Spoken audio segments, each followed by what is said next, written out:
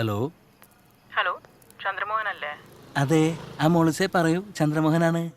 ഇത് താമരക്കുടി പോലീസ് സ്റ്റേഷനിൽ നിന്നാ.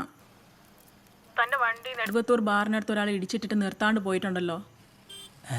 അയ്യോ, അത് ഞാനായിരിക്കുമല്ലോ കേട്ടോ. ബാറിൻ്റെ ആ സ്ഥലത്തേക്ക് ഞാൻ പോയിട്ടില്ലല്ലോ. തന്റെ അല്ലേ ഈ KL 242769 ഒരു ബ്രൗൺ എസ്റ്റിലോ? അത് പറ.